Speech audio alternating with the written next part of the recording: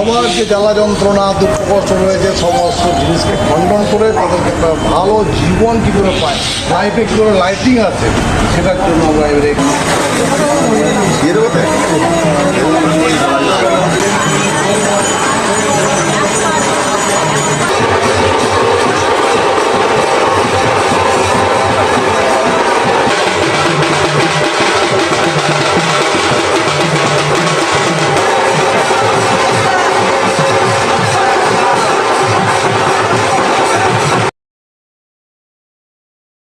আমি মিঠু দাস। আমি স্যারের কাছে এসেছিলাম আমার রোগ ব্যাধি নিয়ে। ডাক্তার আমায় বলেই দিয়েছিল যে আমি অপারেশন টেবিলে মারা যাব।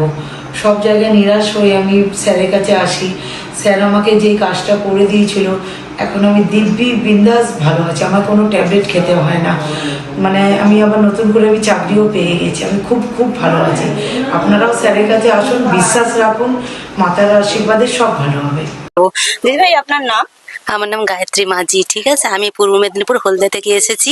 আমার সঙ্গে গুরুজি আলাপ 2 বছর ধরে। 2 বছর আগে আমি অনেক সমস্যার মধ্যে ছিলাম, এত সমস্যার মধ্যে ছিলাম, জাদুটোনা, বান, কর্মের বাধা, এমনকি আমার জীবনে যত ইনকাম করতাম সমস্ত আমার রোগের পিছনে। আমি ভাবতাম ওগুলো কোনো রোগ, কিন্তু ওগুলো কোনো রোগই ছিল না, ওগুলো ছিল বান।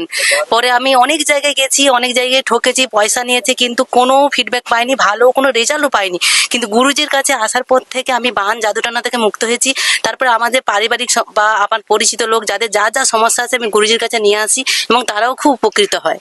আর আজকের আমি কর্মে যাতে আয় উন্নতি আরো বাড়ে তার জন্য বেড়েছে, এবং যাতে আরো বাড়ে তাই জন্যই মাছের কার্যকলাপটা করছি। এবং যাই কিছু সামান্য কিছু সমস্যা হলেও আমি গুরুজিকে জানাই। আমার একটা অনুরোধ হচ্ছে যে আপনি একটুখানি মানুষকে জানান যে এখানে আসতে গেলে কিভাবে আসবে, গুরুজিকে কোথা থেকে জানতে পারবে, একটু যদি আপনার ফেসবুক আর ইউটিউবের মাধ্যমে, গুরুজি তো পেজ রয়েছে ফেসবুকে আর ইউটিউবে রয়েছে, গুরুজি ওখান থেকে ফলো করে, মহারাজ ঋষি দুলাল নামে রয়েছে, ঠিক আছে, ওটাকে ফলো করে আসলে হয়ে যাবে। ওকে। এই মুহূর্তে আমরা আরো একজনকে পেয়েছি এই যজ্ঞের আসন থেকে। আমি একটু জেনে নেব, দিদিভাই আপনি কোথা থেকে আসছেন? আমি খড়দা থেকে এসেছি। উনি খড়দা থেকে আসছেন।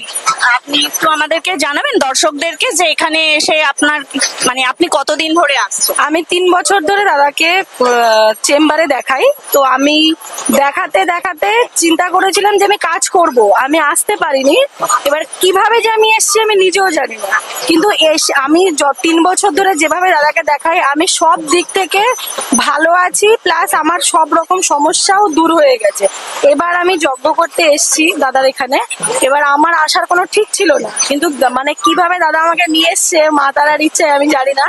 এবার সবাইকেই বলবো যে দাদার এখানে যারাই একবার আসবে তারা নিশ্চিন্ত ভাবে কাজ তো অবশ্যই হবে, আর তারা আরো ভালোভাবে যাতে থাকতে পারে, তাই একবার জন্য হলো দাদার সাথে যোগাযোগ করা প্রত্যেকটা মানুষের উচিত। কারণ আমি নিজে ভালো আছি, আমার সাথে আমি আমার রিলেটিভকেও নিয়ে এসেছি, তারাও কাজ করতে। তারা কি করে গুরুজিকে পেয়েছেন যেমন আপনি ইউটিউবের মাধ্যমে, সেরকম আর কিভাবে কি করলে গুরুজির কাছে সরাসরি ভাবে আসা যাবে সেটা? বর্তমানে ইউটিউবে সার্চ করলেই হবে, রাজুদা মেখে মহারাজ শ্রী দুলাল বলে সার্চ করলে ইউটিউবে ফোন নাম্বার পেয়ে যাবেন।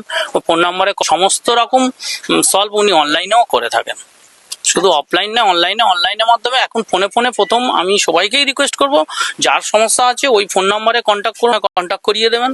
করিয়ে দিলে অনলাইনে সলভ করতে চাইলে অনলাইন, অফলাইনে সলভ করতে চাইলে অফলাইন।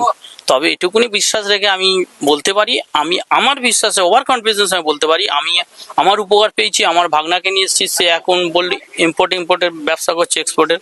আমার ছেলে যে ছেলে আইসিএসসি বোর্ডে 7-এ পড়তেছে, অল ইন্ডিয়া জেনারেল ছেলে হয়ে, SC ST হলে অনেক সুযোগ সুবিধা থাকে, আমরা জেনারেল সামন্ত টাইটেল, আমাদের অল ইন্ডিয়া জয়েন্টে র্যাঙ্ক করে এই মহারাজ শ্রীদুলালের মাদুলি করে স্যারের প্রোটেকশন নিয়েই সে আজকের প্রতিষ্ঠা। নমস্কার, আপনার নাম? আমার নাম শুভ্র মুখার্জি। সরি, শুভ্র মুখার্জি। শুভ্র মুখার্জি। কোথা থেকে আসছেন? শ্রীরামপুর থেকে।